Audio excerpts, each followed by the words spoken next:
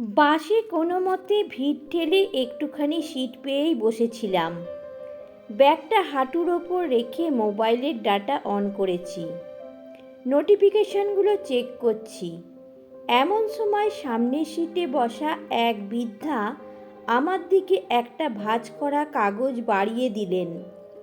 কাঁপা কাঁপা গলায় বললেন, বাবু, এই জায়গাটা এলে আমাকে নামিয়ে দেবে তো? আমি ঠিকানাটা চোখ বুলিয়ে দেখলাম। আমারও সেদিকেই নামতে হবে টিউশনির জন্য। মাথা নেড়ে হ্যাঁ বলতেই উনি একটু নিশ্চিন্ত হলেন, কিন্তু খানিক বাদে দেখি উনি এক দৃষ্টিতে আমার দিকে তাকিয়ে আছেন। আমি হেসে বললাম, কিছু বলবেন? উনি মিষ্টি হেসে জবাব দিলেন, তোমার মোবাইলে দেখছিলাম। বই পড়ছো নাকি? ও না না, আমি পেজ চালাই, একটু কাজ করছি। পেজ মানে? Facebook page? আমি হেসে মাথা নেড়ে বললাম, হ্যাঁ। ওনার মুখে তখন অদ্ভুত উচ্ছ্বাস। হয়তো কথাবার্তা বলার একটা মানুষ পেয়েছেন। আমার ঠাম্মার কথা মনে পড়ে গেল। আমি ছোটবেলায় ওনাকে খুব ভালোবাসতাম। উনি চলে যাওয়ার পর অনেক দিন জ্বর এসেছিল আমার। সেই থেকেই বয়স্ক মানুষদের প্রতি আলাদা টান কাজ করে আমার মনে। উনি একের পর এক প্রশ্ন করতে লাগলেন, কি পড়ি, বাড়ি কোথায়, পরিবারে কে কে আছে।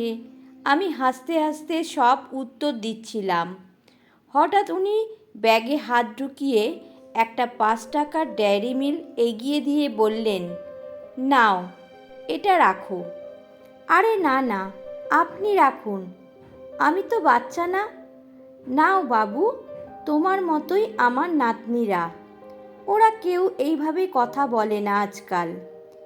এই চকলেটগুলো ব্যাগে রাখি, কেউ যদি একদিন নেয়, সেই আশায়। ওনার হাতটা কাঁপছে। ব্যাগের ছেঁড়া চেনই টেনে বন্ধ করার চেষ্টা করছিলেন। আমার বুকটা মোচড় দিয়ে উঠল। অন্যদিকে তাকিয়ে রইলাম চুপ করে। ঠিক তখনই বাসের হেল্পার চেঁচিয়ে উঠল, ওই দিকে কে নামবে? আমি বললাম, এই নামবেন তো, জায়গাটা চলে এসেছে। ওনাকে নামাতে বেশ বেগ পেতে হলো। বাস থামলো। আমি হাত ধরে নামিয়ে দিলাম। তারপর বুঝলাম উনি পুরো ঠিকানাটা জানেন না। একটা মোবাইল বের করলেন, পুরনো কিপ্যাড ফোন, সিমে ব্যালেন্সও নেই। ফোন বুক খুলে কিছু নাম্বার পেলাম। একটাতে ডায়াল করতেই ওই দিক থেকে হইচইয়ের শব্দ। একজন মহিলা ধরলেন। আমি সব বোঝালাম। তিনি বললেন, আমাদের বাড়ির এই ঠিকানায় তুমি নিয়ে এসো, গাড়ি ভাড়া দেব। মনে হলো, ভাড়া দেওয়ার টাকাটা থাকলে কাউকে পাঠাতে পারতেন না? কিন্তু বৃদ্ধার দিকে তাকিয়ে রাগ গিলে ফেললাম। একটা রিক্সা ডেকে উঠলাম।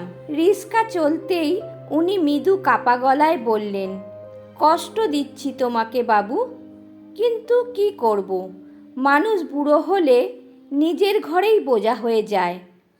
আমি কিছু বললাম না। উনি আবার বললেন, আমার 4 ছেলে 4 মেয়ে, কারোর কাছেই টেকে না মনটা। সবাই ভাবে আমি যেন পুরনো ঠোঙা, যতদিন দরকার ততদিনই ব্যবহার। আমি শুধু চুপ করে শুনলাম। উনি বললেন, বড় ছেলের বাড়িতে আজ বিবাহবার্ষিকী, বিশাল আয়োজন, কিন্তু ওরা আমায় বলেনি যেতে। বলেছিল পরের বছর এসো। পরের বছর কে জানে থাকবো কি না। তাই একাই রওনা দিলাম। রিক্সা থামতেই দেখি বিশাল প্যান্ডেল, আলোর ঝলকানি, খাবারের গন্ধে এলাকা ভরে গেছে। ভেতরে নিয়ে গেলাম ওনাকে। ভেতরে কেউ খুশি নয়। বড় ছেলে গম্ভীর মুখ করে বলল, এই বয়সে একা বেরিয়েছো কেন মা? কিছু হলে? একজন গিন্নি গোছের বউ মুখ বাঁকিয়ে বলল, উনিও তো আমাদের কম কষ্ট দেন না। বৃদ্ধা হাসলেন চুপচাপ, বললেন, কিছু হবে না। এই ছেলেটা, আমার দিকে ইঙ্গিত করে, আমাকে নিয়ে এসেছে। উনি সবার ভিড়ে মিশে যাওয়ার চেষ্টা করছেন। এই রে, কত বড় হয়ে গেছিস, বউটা কোথায়? কেউ হেসে উত্তর দিচ্ছে, কেউ পাশ কাটিয়ে যাচ্ছে। তখনই গেট দিয়ে একটা গাড়ি ঢুকলো। সবাই ছুটে গেল অভ্যর্থনা করতে। সেই মেয়েটাই ওনার ছোট মেয়ে। বৌমা তখন খিলখিল করে বলল, ঘরের অনুষ্ঠানে ঘরের মেয়ে না এলে হয় নাকি? আমি মনে মনে ভাবলাম, গাড়ি ছিল, সময় ছিল, তবু ওনাকে আনতে গেল না কেউ। বিদ্যা ব্যাগ থেকে আবার চকলেট বের করে দিচ্ছেন ছোটদের। কেউ নিচ্ছে, কেউ নিচ্ছে না। বড় নাতিরা একবার তাকিয়েই অন্যদিকে। আমি চোখ সরাতে পারলাম না। একটা বৌমা এগিয়ে এসে আমাকে 100 টাকার নোট দিয়ে বলল,